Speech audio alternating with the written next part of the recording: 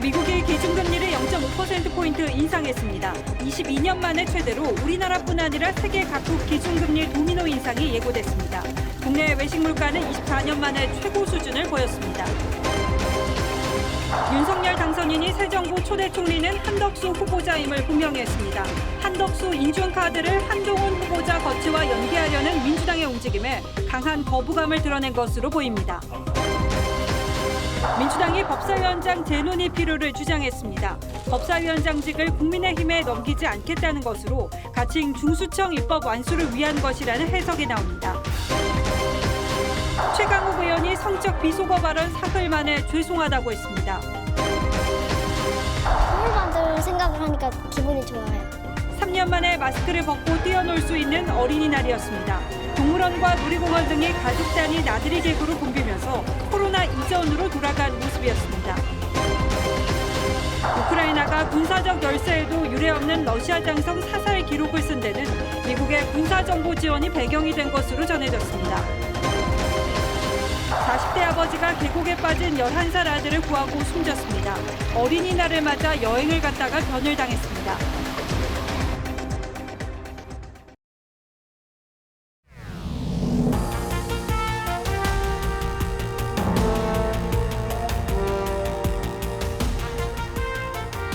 시청자 여러분 안녕하십니까? 뉴스9의 신동욱입니다. 오늘은 100번째 맞는 어린이날입니다. 날씨도 더없이 좋았죠. 무엇보다 모처럼 마스크 벗어 던지고 우리 어린이들이 마음껏 뛰어노는 모습에 부모님들도 함께 즐거웠을 하루였기를 바라면서 뉴스9 시작하겠습니다.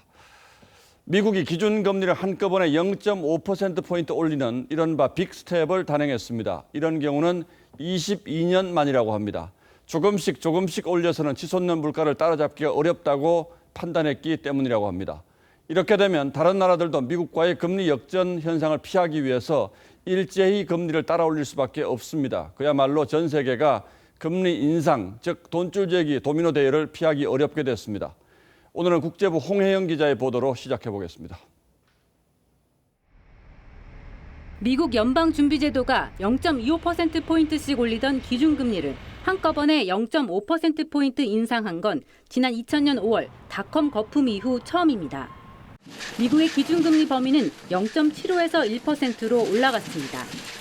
연준은 올해 안에 적어도 2차례 더 올리겠다고 예고했습니다.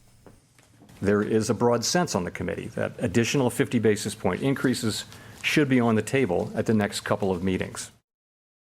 그만큼 40년 만에 최악이라고 할 정도로 물가 상승이 가파르기 때문입니다. 코로나 대유행 때 채권을 사들여 시중에 풀었던 돈도 일부 회수하기로 했습니다. 다만 연준은 미국 경제가 연착륙할 수 있다면서 금리를 한 번에 0.75%포인트씩 올리진 않을 거라고 했습니다. 시장에선 불확실성이 해소된 것으로 받아들여 뉴욕 증시 주요 지수는 3% 넘게 올랐습니다. 미국의 빅스텝에 세계 각국 중앙은행도 속도를 내고 있습니다. 영국 영란은행도 기준금리를 인상했고 브라질과 홍콩, 사우디아라비아 등도 잇따라 금리를 올렸습니다. TV조선 홍혜영입니다.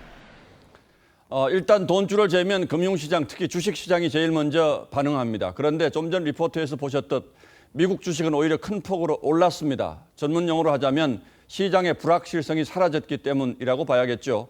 우리도 그럴 건지는 내일 주식시장을 좀 지켜봐야 할 것 같습니다. 하지만 분명한 사실은 한국은행의 추가 금리 인상, 그것도 상당한 폭의 금리 인상이 불가피해졌다는 사실입니다. 미국의 금리 인상이 우리에게 미칠 영향은 김지아 기자가 전망해 보겠습니다. 미국의 금리 인상에 대비해 지난해 8월부터 4차례 미리 기준금리를 올린 한국은행. 하지만 미국의 빅스텝으로 금리차는 최대 1.25%포인트에서 0.75%포인트로 좁혀졌습니다. 미국은 기준금리 인상이 불가피한 상황이고요. 한미의 금리 역전에 대한 우려가 확산되고 있습니다. 이에 따라 한국은행이 지난달에 이어 이번 달 기준금리를 추가 인상해 한미 간 금리차를 벌릴 것이란 전망이 나옵니다. 한국은행도 미 연준의 빅스텝이 시장 예상에 부합한다면서도 불확실성은 여전하다며 금리 인상 가능성을 열어뒀습니다.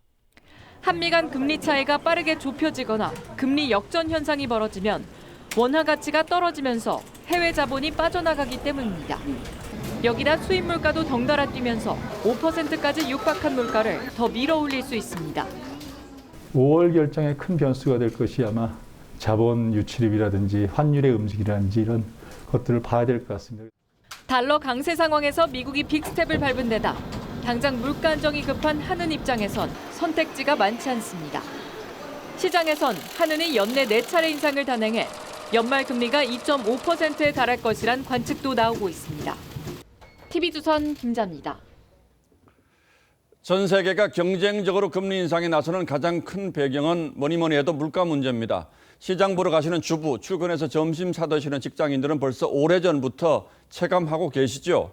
가정의 달을 맞아서 자녀 선물에 외식에 부모님 용돈까지 지갑 열 일은 많은데 금리 인상에 물가까지 치솟으면서 가게가 받는 압박이 갈수록 커지고 있습니다. 이정민 기자가 밖으로 나가서 물가 사정 직접 살펴봤습니다. 가족들끼리 외식할 일이 많은 가정의 달. 하지만 최근 급격히 오른 외식 물가는 부담스럽습니다.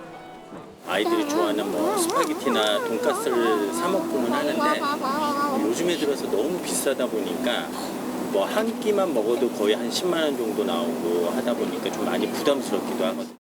지난달 국내 외식 물가 지수는 1년 전보다 6.6% 올라 24년 만에 최고 상승률을 기록했습니다. 갈비탕이 12.1% 올라 가장 높았고 생선회 10.9%, 김밥 9.7% 순이었습니다. 어린이들이 좋아하는 피자와 치킨, 자장면도 9% 이상 뛰었고 돈가스도 7% 넘게 올랐습니다. 직장인이다 보니까 들어오는 수입은 좀 고정적인데 아이들 챙겨주는 부분도 식비, 옷 같은 것도 장난감 이런 것들 좀 가격이 좀 많이 오른. 장난감이나 완구류도 마찬가지.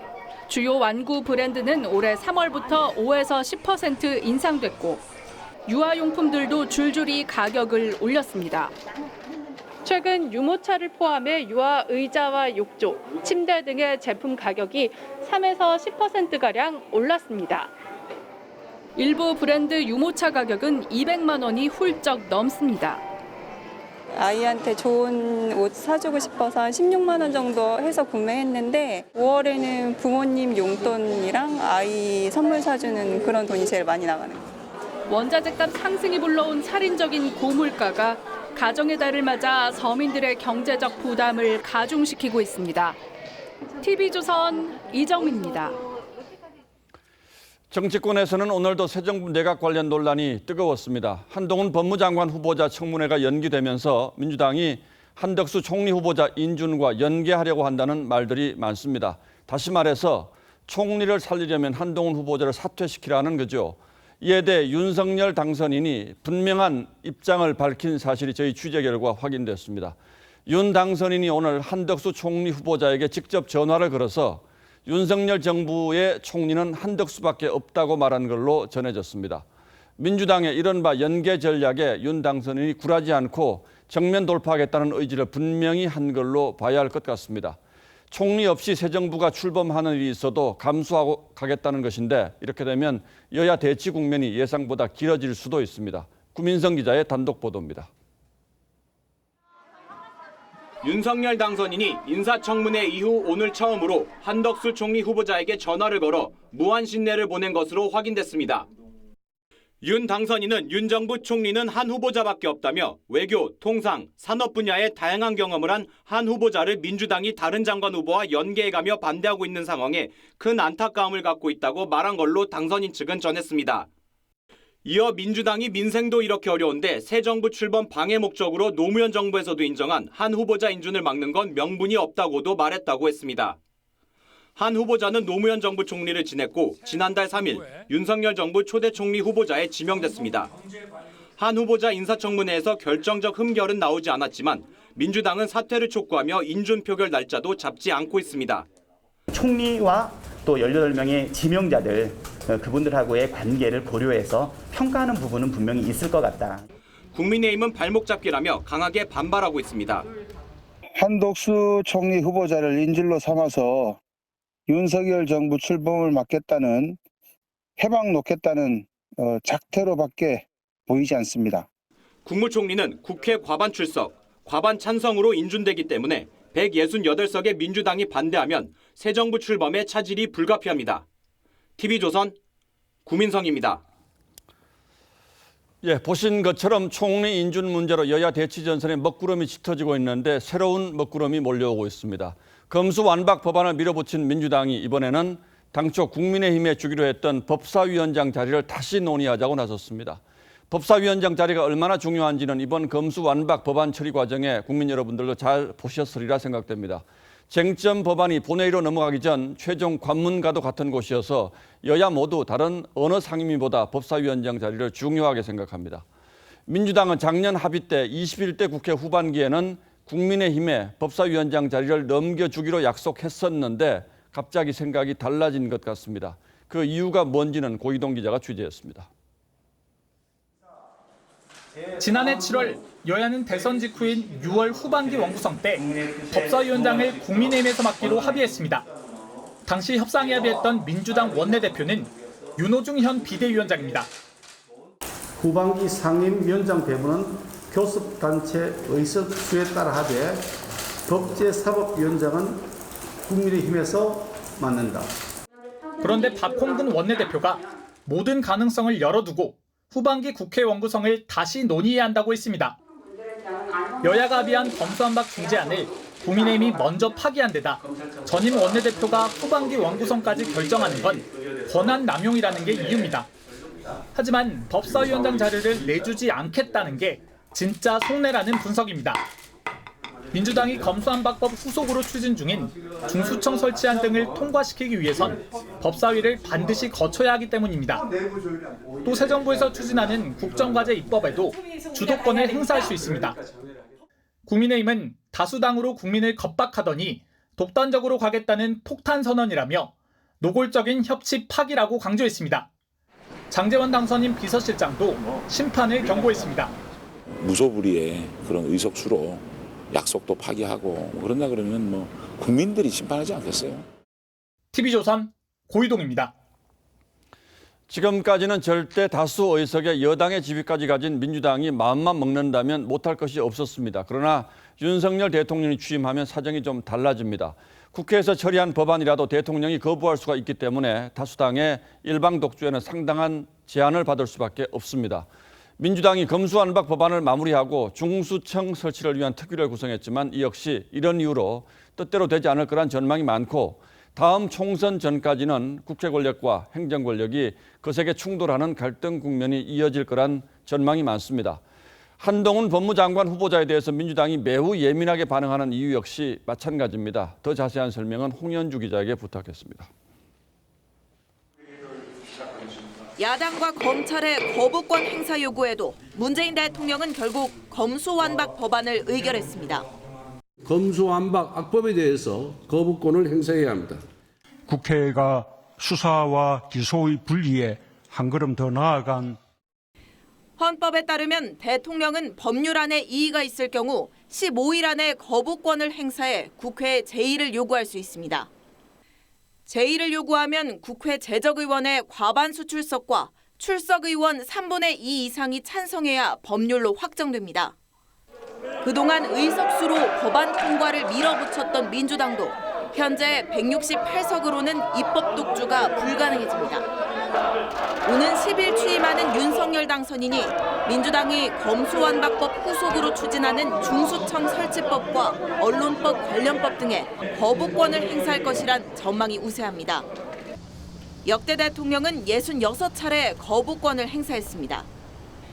결국 거대 야당의 의석수와 대통령의 거부권이 수시로 충돌하지 않도록 다음 총선까지 남은 2년 동안 협치의 지혜가 더 절실해졌습니다. TV조선 홍현주입니다. 검수완박 법안은 이제 모두 마무리됐습니다. 그런데 야당의 반대를 뚫고 너무 서두르다 보니 여기저기 물이 새는 곳이 많습니다. 그냥 둬도 되는 수준인지 아니면 땜질이 필요한 수준인지 지금부터 따져보겠습니다. 자, 최원희 기자, 검수완박 말 그대로 검찰 수사권을 완전히 박탈한다 이런 뜻 아닙니까? 그런데 검찰이 계속 수사할 수 있다 이건 무슨 얘기입니까? 네, 검수완박법은 검사 또는 사법경찰관으로 돼 있던 수사 주체에서 검사를 빼는 식으로 만들어졌습니다. 검찰 출신 김종민 변호사는 사법경찰관에 검찰 수사관도 포함된다며 검찰 수사권은 아직 치명상을 입지 않았다고 했습니다.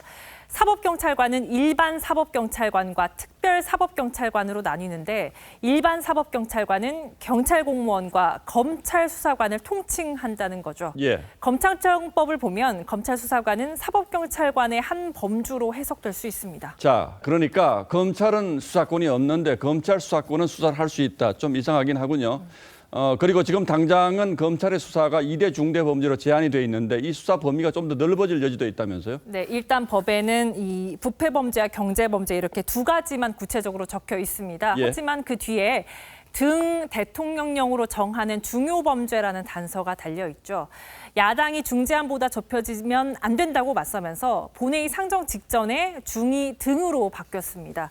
이 문구만 봤을 때 대통령령 개정을 통해서 죄목을 추가하거나 추상적일 수 있는 부패 경제 범죄에 대한 정의를 새롭게 규정하면 검찰 수사 범위가 더 넓어질 수 있다는 해석이 나옵니다. 시행령에 부패 범죄의 범위를 굉장히 넓게 규정을 하면 부정부패라는 걸 남겨놓은 순간 4대 범죄 없앤 게 부정부패 한쪽으로. 그렇군요. 그리고 현재 검찰이 하고 있는 수사는 4개월 뒤에 경찰로 모두 넘어가는 줄 알았는데 그게 아닐 수도 있다는 거죠? 네, 민주당 원안을 보면 종전의 범죄 수사는 경찰청이 승계한다는 부칙이 있었습니다. 그런데 최종 통과된 법에선 이 부칙이 빠졌기 때문입니다. 그래서 월성 원전이나 산업부 블랙리스트 의혹 사건들 검찰이 계속 수사할 수 있다는 전망이 나옵니다. 일반인들에게 가장 큰 피해를 줄 걸로 보이는 독소 조항이 고발인의 이의 신청권을 삭제하는 건데 이건 역시 너무 서두르다가 벌어진 일이라고요? 네, 이의 신청은 지난해 검경 수사권 조정 당시 피해자 방어권 보장 차원에서 생긴 절차인데요. 박병석 의장 중재안엔 고소인이 이의를 제기한 사건 등에 대해서 보완 수사 가능하다는 내용이 있었습니다. 예. 이를 반영하려다 이의 신청자에서 고발인을 뺀 문구가 법사위 소위 테이블에 올라왔는데요. 당시 여야 의원들이 고소인은 넣고 고발인은 빼는 건 부당하다며 이 관련 규정을 삭제하기로 의견을 모았는데 본회의에선 이 규정이 포함돼 통과됐습니다. 충분한 수기 없이 서두르면서 직접 고소가 힘들어 시민단체가 대신 고발하는 장애인이나 노인 등 사회적 약자가 피해자인 사건들이 다시 한번 판단을 받아볼 기회를 잃게 된 겁니다. 고발인을 넣을 거냐 뺄 거냐 중요한 문제는 그거를 단시간에 합의해서 빼고 넣고 할 성질이 아니거든요. 또 법조항을 보면 검사는 자신이 수사 개시한 범죄에 대해선 공소를 제기할 수 없다고 돼 있습니다.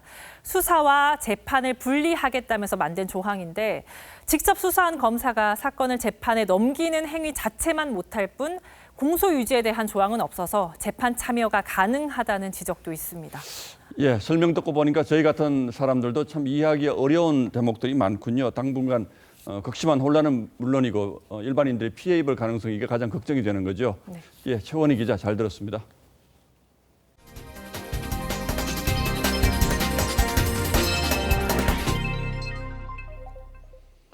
어제 MBC가 한동훈 법무장관 후보자 딸의 수상 이력이 허위일 가능성을 제기했었는데 이게 사실과 다른 것으로 확인되면서 논란이 커지고 있습니다. 고교생인 딸이 2달 만에 논문을 여러 편 쓴 게 석연치 않다는 한겨레 신문 보도에 대해선 한 후보자 측이 조목조목 반박하면서 법적 대응을 예고했습니다. 누구 말이 맞는지 일단은 팩트 체크부터 하겠습니다. 황병준 기자가 해당 글을 직접 찾아서 확인했습니다. 한동훈 후보자의 딸이 교육봉사활동으로 서울시장상과 인천시장상을 받았다는 인터뷰 기사입니다.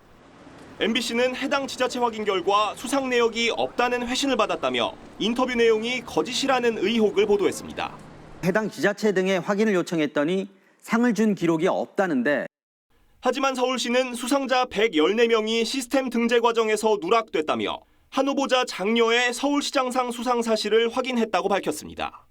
당시 서울시가 낸 보도자료에도 한 후보자 딸의 이름이 명시돼 있습니다. 다만 인천시장으로부터 받았다는 상은 인천시 청소년활동진흥센터장 상이었던 것으로 확인됐습니다. 한 후보자 측은 딸이 2달 동안 논문 5개와 전자책 4개를 썼다며 의혹을 제기한 한겨레 보도 역시 왜곡 과장이라고 반박했습니다. 한겨레 신문은 오늘 아침 한양의 글에 대해 반독점법과 국가채무 문제 등 고교생으로서 다루기 어려운 논문이라며 입시 전문가의 컨설팅을 받은 것 같다는 의혹을 제기한 바 있습니다. 실제 논문이라고 보도된 글을 확인해보니 4장에서 5장 정도로 고등학생 에세이 수준의 글이 대부분입니다. 한 후보자 측은 앞서 부모 찬스로 딸이 기부 스펙을 쌓았다고 보도한 한겨레 기자들을 경찰에 고소한 데 이어 허위 사실을 보도한 매체를 상대로 법적 대응을 검토할 계획이라고 밝혔습니다. TV조선 홍명줄입니다. 민주당 최강욱 의원이 화상회의 도중 성적 비속어를 썼다는 논란이 불거진 지 사흘 만에 결국 사과했습니다. 그동안 학창시절 놀이를 잘못 알아들었다는 등 납득이 안 가는 해명으로 일관하고 2차 가해성 발언까지 해왔는데 당내에서 거짓 해명을 사과라는 집단 성명이 나오고 나서야 사과를 했습니다. 최지원 기자가 보도합니다. 최강욱 의원이 당내 화상회의에서 성적 비속어를 쓴 사실이 알려진 건 지난 2일. 모멸감을 느꼈다는 여성 참가자들의 문제 제기에도 최 의원 측은 동전 홀짝을 맞추는 짤짤이 놀이를 잘못 알아들은 것이라고 해명했고 시니어 인사들은 이런 주장이 사실인 양 힘을 실었습니다. 화면에 안 보이니까 감췄냐? 몸을 숨겼냐? 이 뜻이거든요. 남자들끼리 하는 아주 가벼운 농담인데. 당원 게시판엔 오히려 내부 고발자를 색출해야 한다는 글들이 잇따르면서 2차 가해 논란으로 번졌고 사실관계 확인을 요구한 박지현 비대위원장도 문자 폭탄과 댓글 테러를 겪었습니다. 여성 의원들은 침묵으로 일관했습니다. 당내 성비위가 발생할 때마다 불거졌던 발뺌과 2차 가해가 또 반복된 겁니다. 결국 여성 보좌진들이 나서 거짓 해명을 멈추고 사과하라는 집단 성명을 냈고 사과문에 ABC가 없는 거죠. 서로 감싸려고 하면서 일만 더 키우고 창피하죠. 솔직히 모욕적이고 우리 당이 이렇게 망가졌다는 거가 되게 수치스럽고요. 최 의원은 그제서야 죄송하다는 사과문을 당 홈페이지에 게재했습니다. 박지현 비대위원장은 새 광역단체장의 성범죄로 5년 만에 정권을 반납했다며 왜 국민의 마음에서 멀어졌는지 깨달아야 한다고 지적했습니다. 하지만 박 위원장의 지적에 동의할 수 없다는 글에 최 의원이 직접 고맙다는 글을 남겨 사과의 진정성이 의심된다는 비판이 나왔습니다. TV조선 최주원입니다. 어린이를 위한 나들이로 하루를 즐겼습니다.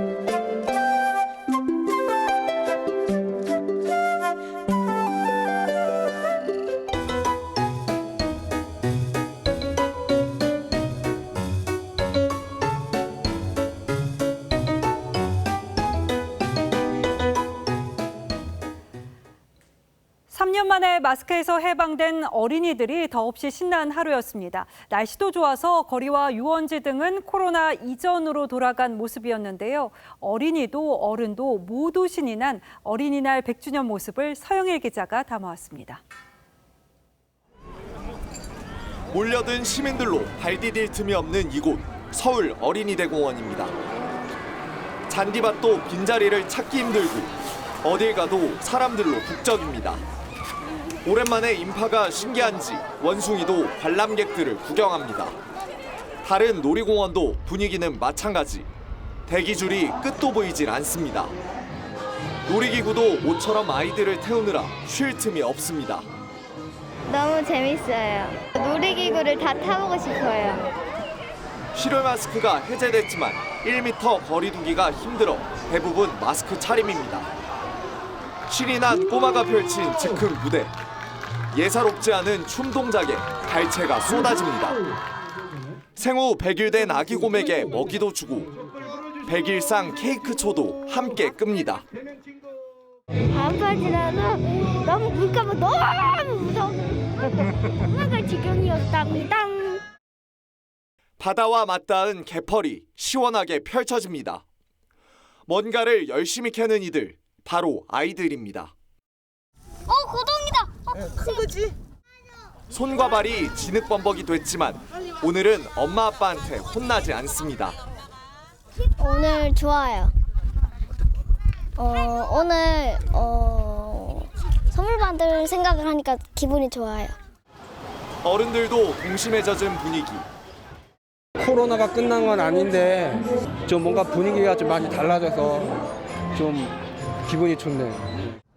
아이들도 어른들도 일상 회복을 만끽한 하루였습니다. TV조선 서영일입니다. 누구보다 우리 땅 한국에서 맞는 어린이날이 뜻깊은 아이들이 있습니다. 전쟁을 피해서 피난 나온 우크라이나 아이들인데요. 얼굴에 핀 웃음꽃 뒤에는 고향에 남겨진 가족에 대한 그리움이 있었습니다. 윤서아 기자가 아이들을 만났습니다.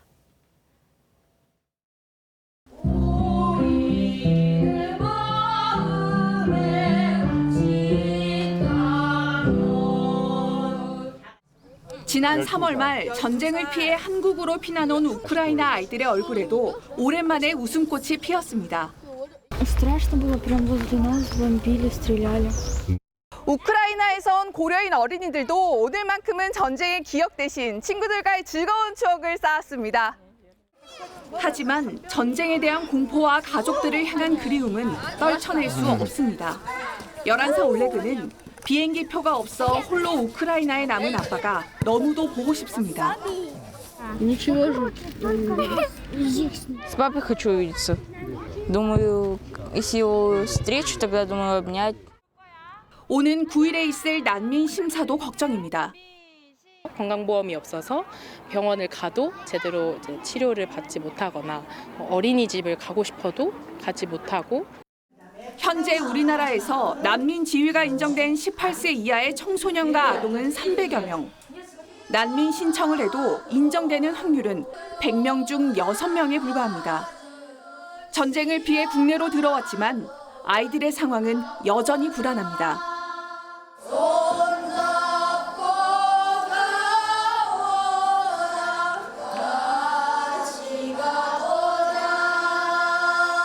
TV조선 윤서입니다.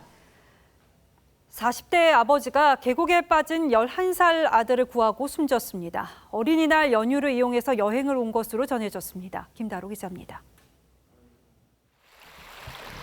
계곡물이 웅덩이처럼 고여 있습니다. 오늘 오전 11시쯤 충북 제천의 한 계곡에서 물고기 잡기 놀이를 하던 11살 A군이 물에 빠졌습니다. 허우적거리는 아들을 발견한 아버지 45살 B씨는 지체 없이 계곡으로 뛰어들었습니다. 근처에 있던 남성들도 달려와 A군을 무사히 구조했지만 심정지 상태로 병원에 옮겨진 아버지 B씨는 끝내 숨졌습니다. 아이는 밖에 나가 있는 상태였고 아빠는 물가 쪽에서 의식이 없는 상태로. 숨진 B씨는 어린이날 연휴를 맞아 서울에서 가족과 여행을 왔습니다. 펜션 입실 시간을 기다리며 근처 계곡에서 쉬다 화를 당하고 말았습니다. 물이 맑아 수심이 얕아 보이지만 실제 계곡물의 깊이는 2m가 넘었습니다. 수심은 어쨌든 사람은 키는 넘어갔다고 봐야죠. 심사편한테 깊어졌다고 하더라고요. A군 부자는 당시 구명조끼를 착용하지 않았고 근처에 구조용 튜브가 있었지만 미처 사용하지 못했습니다. 어린이날을 맞아 떠난 가족 여행이 한순간의 사고 때문에 비극으로 끝나고 말았습니다. TV조선 김다로입니다. 안타까운 일은 또 있었습니다. 어젯밤 서울의 한 아파트에서 불이 나 할아버지와 7살 손자가 숨졌는데요. 어린이날을 앞두고 외갓집을 찾았다가 변을 당했습니다. 노도일 기자가 취재했습니다. 소방관들이 현관문을 열자 희뿌연 연기가 문 밖으로 뿜어져 나옵니다. 검게 탄 집안은 자동차 모양의 노란 장난감이 남아 있습니다.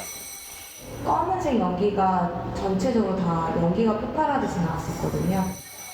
어젯밤 9시쯤 15층짜리 아파트 8층에서 불이 나 79살 할아버지와 7살 손자가 숨졌습니다. 연기가 난다는 주민신고를 접수한 아파트 경비원들은 소화기를 들고 피해 가족이 사는 곳까지 뛰어갔습니다. 하지만 이미 안에선 인기척이 느껴지지 않았습니다. 그러니까 안에서 문을 안 열어주니까 함부로 따고 못 들어가잖아요. 그래서 못 열었던 거. 주민들은 어린이날을 앞두고 손자가 외가를 찾았다 변을 당했다며 안타까워했습니다. 손주가 어린이날에 대해서 왔대요. 둘이 있다가 저겠다 그냥. 숨진 할아버지는 바쁜 딸을 대신해 손자를 돌보는 일이 많았던 것으로 알려졌습니다. 손자가 일주일에 한두 번씩 꼭 오더라. 그게 이제 왜 우당탕탕할 때는 아이고 손자라면 또 시끄럽구나 이거 난 이렇게만 생각했거든. 경찰은 방화에 의한 화재는 아닌 것으로 보고 합동 감식을 통해 정확한 화재 원인을 조사할 예정입니다. TV조선 노도일입니다. 코로나 감염 뒤 현재 나타난 후유증 외에 또 장기적으로 어떤 증상이 나타날지 우려하는 분 많은데요. 국내에서 12세 미만 어린이 60%가 감염을 겪은 상태여서 이 성인이 된 훗날에 어떤 영향을 받을지 불안은 더욱 커집니다. 성민혁 기자가 보도합니다. 비닐옷을 벗고 문 밖을 나서는 어린이. 지난 1월 확진돼 일주일을 입원한 뒤 퇴원하는 7살 윤모 군입니다. 윤 군에게 당시 기억은 공포로 남아 있습니다. 병원에 아픈 거가 있었는데 그 아픈 거로 탈출하고 싶었어요. 심지어 아이가 탈옥이란 말까지 쓰자 부모는 깜짝 놀랐습니다. 안에 갇혀가지고 사람도 아무도 못 만나고 너무 문 밖에 나갈 수도 없다는 그런 강박관념, 그런 굉장히 안 좋은 기억이 좀 오랫동안 가지 않을까. 현재까지 코로나에 걸린 5에서 11세는 192만여 명. 이 연령대 전체 아동의 약 60%입니다. 확진율은 높은 편이지만 기저질환이 있는 경우를 제외하면 일반적으로 큰 부작용은 없을 거란 관측도 나옵니다. 일반적으로 모든 바이러스 감염은 아이들은 가볍게 앓고 지나가는 게 통상적인. 하지만 발열과 복통을 일으키는 소아 다기관 염증 증후군이나 인지 능력 저하 가능성 등이 제기됩니다. 최근 영국에선 완치자들 사이 IQ가 10점가량 떨어진 부작용이 나타났다는 연구 결과가 나왔습니다. 국내도 어린이 확진자 규모가 적지 않은 만큼 어린 시절 감염 경험이 가져올지 모를 부작용들의 대비가 필요해 보입니다. TV조선 성민혁입니다. 다음 뉴스입니다. 다음 달 1일 지방선거와 함께 국회의원 재보궐선거도 있습니다. 대부분 의원들이 지방선거에 출마하기 위해서 자리를 비운 곳, 즉 거물급 빈자리여서 이를 둘러싼 여야 간의 신경전, 당내 신경전이 치열합니다. 관심은 단연 안철수 인수위원장의 분당갑 출마와 이재명 전 지사의 인천 계양갑 출마 가능성입니다. 잠시 뒤에 계양 지역구 의원이었던 송영길 서울시장 후보가 직접 스튜디오에 출연할 예정이니까 이 문제도 한번 물어보도록 하겠습니다. 먼저 김아림 기자의 보도부터 보시겠습니다. 인천 지역구 민주당 초선 의원 4명이 이재명 고문을 인천 계양을 보궐선거에 공천하라고 비대위에 촉구했습니다. 6일 지방선거에 승리하게 할 유일한 카드는 이재명 3인 고문의 보궐선거 출마입니다. 민주당은 내일 비대위에서 차출 여부를 논의할 예정입니다. 지방선거도 지원을 해야 하고 또 보궐선거에도 출마하셔야 된다고 생각을 합니다. 이 고문은 내일쯤 최종 결심을 할 것으로 알려졌는데 결국 정치적 고향인 성남 분당갑 대신 당선 확률이 높은 인천으로 갈 가능성이 커지는 분위기입니다. 이 고문의 지난 대선 득표율은 분당갑에선 윤석열 당선인에게 12%포인트로 크게 뒤졌지만 계양을 해선 10%포인트 가까이 앞섰습니다. 하지만 당내에서도 조기 등판은 명분이 약하다는 우려가 나오고 등판도 적절치 않다. 대선 패배에 대해서 성찰하고.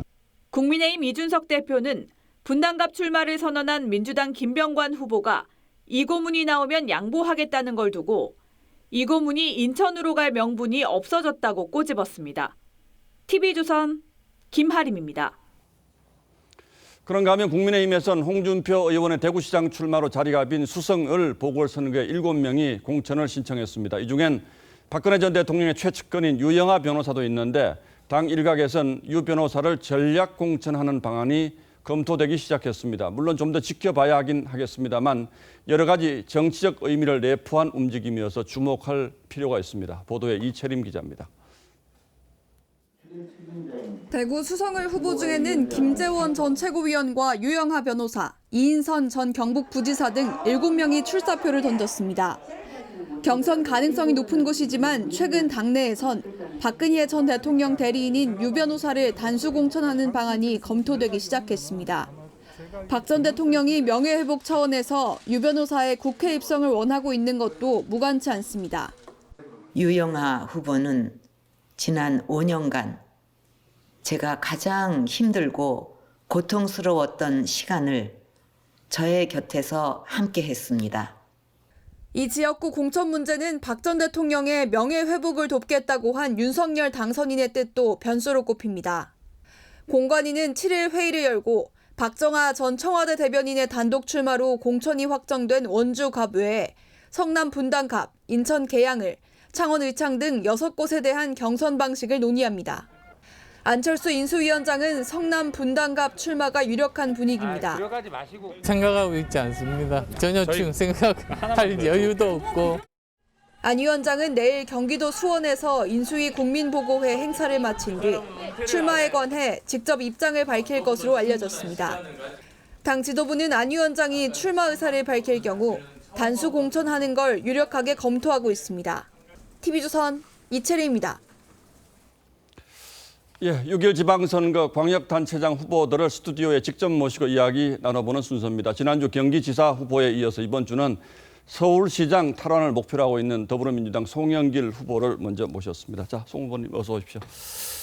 적어도 정치적으로만 보면 뭐 서울과는 큰 연고가 없는 분이고 또 당내에서 후보가 되기까지 우여곡절도 있었고 또 지금 상황에서의 당선 가능성 이런 것들을 복합적으로 본다면 후보를 수락하시려는 것이 어떻게 보면 좀 독배에 가까웠다 이런 느낌도 저는 있습니다. 실제로 그럼에도 불구하고 서울시장 후보로 나서겠다고 생각한 뭐 배경 이유부터 먼저 좀 묻겠습니다. 제 아내가 서울 토박입니다. 예. 저나 우리 아들, 딸도 다 서울에서 대학을 나왔고 직장 생활을 저도 서울에서 하고 있고요. 서울은 대한민국의 수도일 뿐만 아니라 예. 서울, 경기, 인천은 하나의 메가시티라는 말씀을 먼저 드리고요. 예.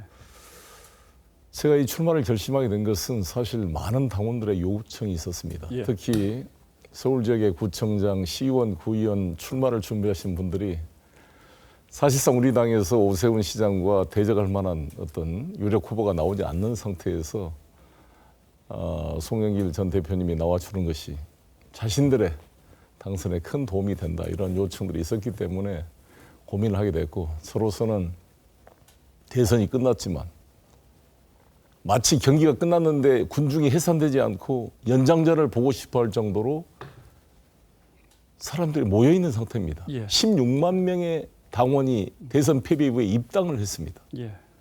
이러한 요구에 부응해야 된다. 이재명 후보를 찍었던 47.8% 그리고 심상정 후보를 찍었던 2.24% 이걸 합하면은 윤석열 후보보다 더 많습니다, 표가. 이분들이 텔레비도 보고 싶지 않다. 낙담해 있습니다. 이분들의 요구에 부응해야 한다는 책임이 컸다는 말씀을 드리겠습니다. 예, 알겠습니다. 어쨌든 지난 대선 과정에서 이제 다음 총선 불출마 선언을 하셨는데 물론 선거의 종류는 다릅니다만 유권자 입장에서는 뭔가 번복하신 것 같다 이런 느낌도 있습니다. 다시 한번 좀 명쾌하게 좀 설명을 해주시면 어떨까요? 제가 총선 불출마 선언하는 것이 정계 은퇴 선언이 아니지 않습니까? 예. 제가 인천에서 국회의원 12명 중에 두 번째 롤입니다. 아직까지. 예. 나이의 문제가 그러니까 이 아닙니다. 예. 저희들이 정치적인 은퇴 선언이 아니라 자신의 지역구에서 4선 이상 하는 것에 대한 뭔가 변화의 필요성들이 혁신안으로 제기됐던 거 아니겠습니까? 예. 거기에 부응했다는 말씀을 드리고 대선 지금 제가 서울시장 출마한 것은 오히려 현역 국회의원 2년을 포기하고 희생하는 면이 있는 거 아니겠습니까? 또 국회의장에 제가 출마할 수 있을 제가 선수입니다. 박병석 국회의장과 제가 16대 국회를 같이 시작한 사람입니다. 그런 것을 포기하고 당의 어떤 선당 후사 입장에서 자신을 투여한 면이 있다 이런 말씀을 드리겠습니다. 예, 이제 이 부분은 여기까지만 여쭤보겠습니다. 자, 지금 나오는 조사들을 보면 오세훈 시장과의 대결이 결코 쉽지 않은 국면으로 보이는데 어떤 전략으로 맞서시겠습니까?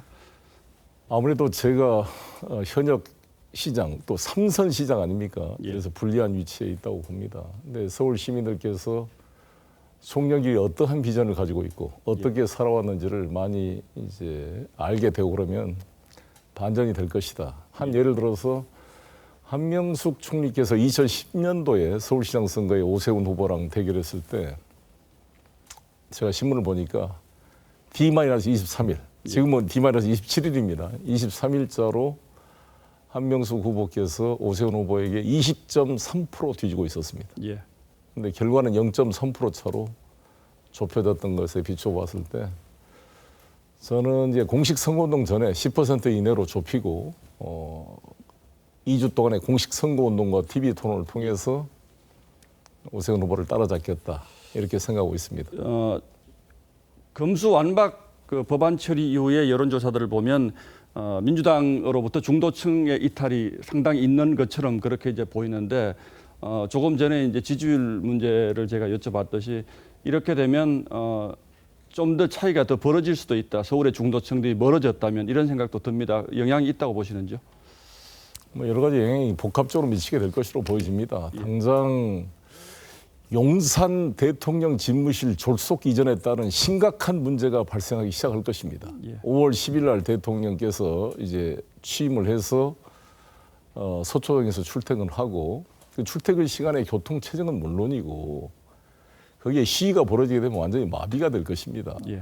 그리고 거기 지금 국방부가 5개로 쪼개질 뿐만 아니라 외교부 관사 징발 문제도 그렇고 외교 국방에 있어서의 심각한 문제가 드러나면서 서울 시민들께서 이러한 대통령 집무실의 용산 졸속 이전이 얼마나 서울시 전체에 큰 불편을 끼치는지를 실감하게 될 걸로 보여집니다. 예.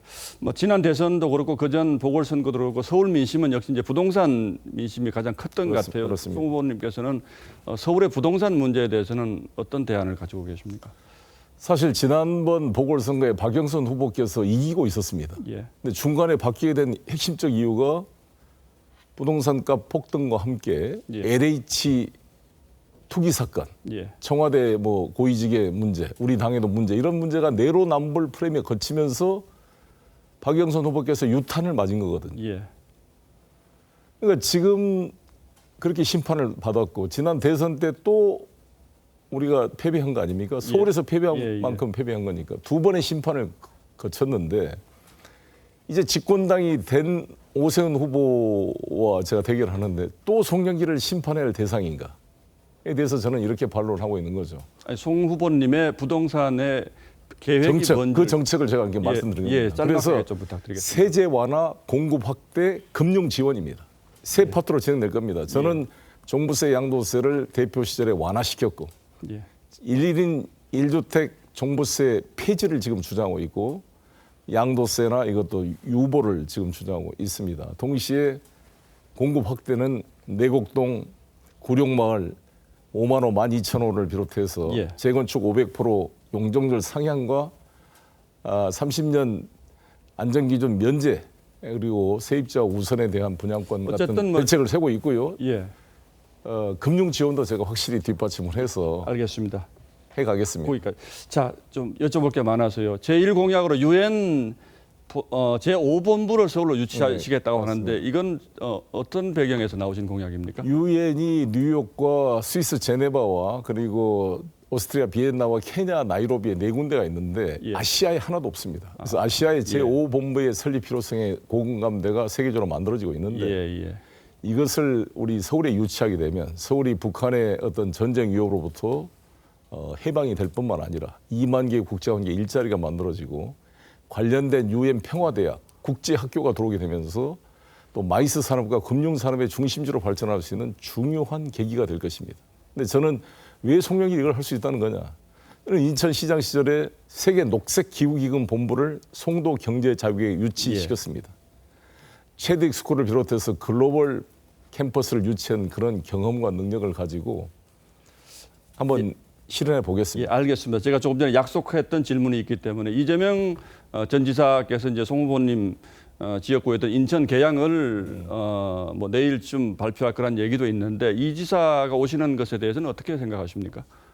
내일 아마 지도부가 판단할 텐데요. 저는 일관되게 이런 말씀을 들었습니다. 이재명 후보가 얻었던 1,600만 표 이상의 그 소중한 정치적 자산은 이번 지방선거에 어떤 형태로든지 도움이 되도록 활용돼야 된다 이런 생각을 출마를 하셔야 된다는 뭐 제가 직접적으로 딱 말씀드리긴 그렇습니다만 그건 당 지도부가 판단할 문제라고 봅니다. 이재명 지사가 계양을로 오시면 다시 돌아가시기가 좀 어려워지지 않습니까?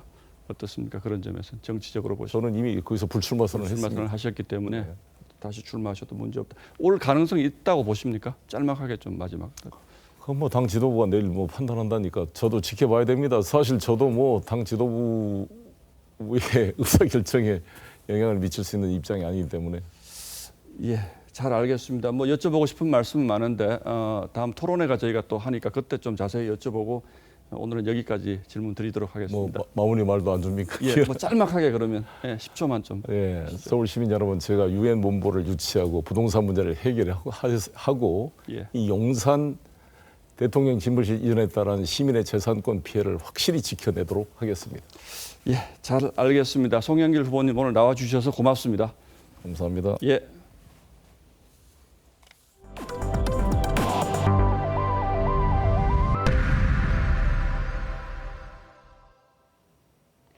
우크라이나 전쟁 2달 사이 러시아군 장성은 10명이 넘게 사살됐습니다. 전쟁에서 지휘관급에 이렇게 많이 숨지는 건 매우 이례적이고 전력면에서 우크라이나가 절대적인 열세인데 어떻게 가능했을까요? 그 뒤에는 미국이 준 정보가 있었습니다. 이유진 기자입니다.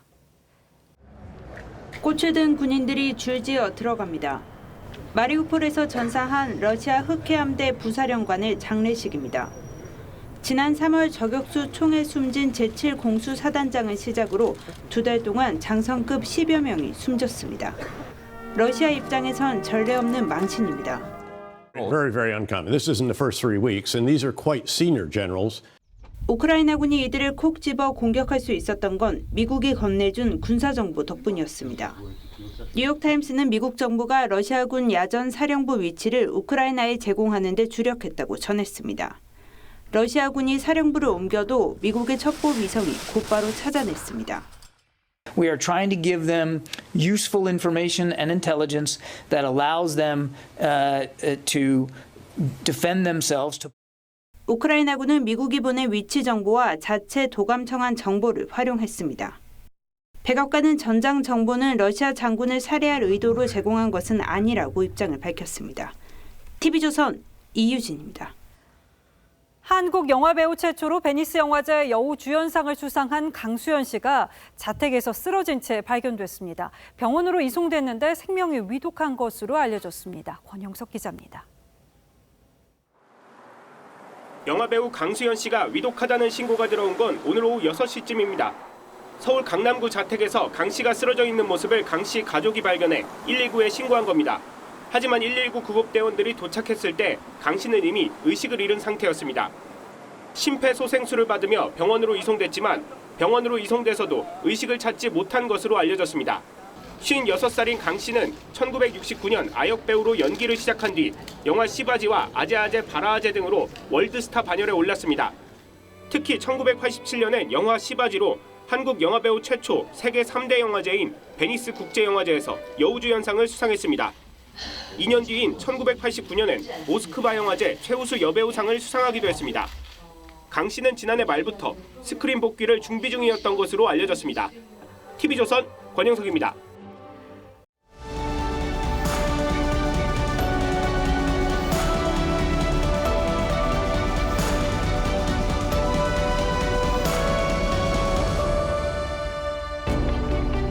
소설가 발자크는 사진처럼 생생하게 인간 군상을 그려내 문학적 초상화가로 불렸습니다.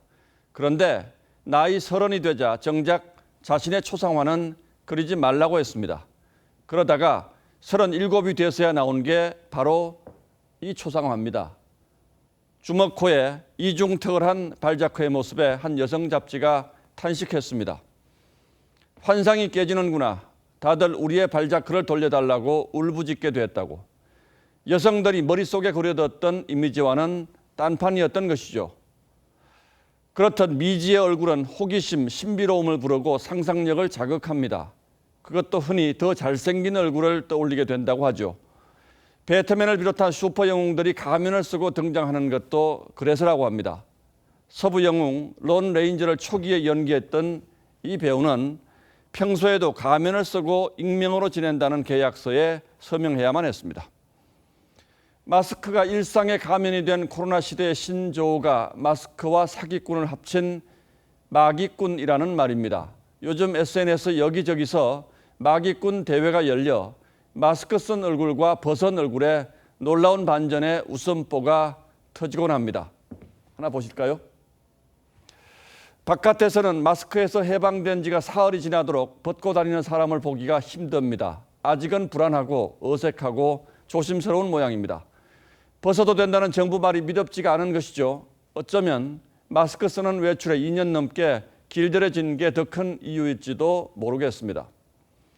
미세먼지 공습 경보가 울릴 때마다 거리에 늘어서는 하얀 마스크 행렬을 보며 시인은 구름을 떠올렸습니다. 사람들은 어디 갔나? 구름 덮인 얼굴만 걸어 다녔다. 살아있다는 착각은 아닌지 나를 만져본다. 그런데 어딜 가나 마스크 쓴 얼굴밖에 없는 코로나 풍속도를 보며 시인은 차라리 잘 됐다고 자주 섞인 위안을 합니다. 전철안이 조용해졌다. 표정들이 사라졌다. 예쁜 눈만 남았다. 비로소 공평해졌다. 꼭 코로나가 아니어도 우리는 어느덧 얼굴을 드러내지 않는 것이 더 편한 익명의 세상에 살고 있는 건 아닐런지요. 영어 마스크에는 가면, 복면같이 가린다는 의미만 있지만 우리말이 된 외래어 마스크에는 하나 더 있습니다. 바로 이 얼굴 생김새라는 뜻입니다. 우리의 뇌리엔 이미 가면이 제2의 얼굴로 깊이 새겨져 있는 것인지도 모릅니다. 그렇다면 마스크를 벗으라 해도 벗지 않는 것은 분자로 쪼개지다 못해 원자로 뿔뿔이 나뉘는 우리 시대의 자화상은 아닐런지요. 5월 5일 앵커의 시선은 길들여지다 였습니다.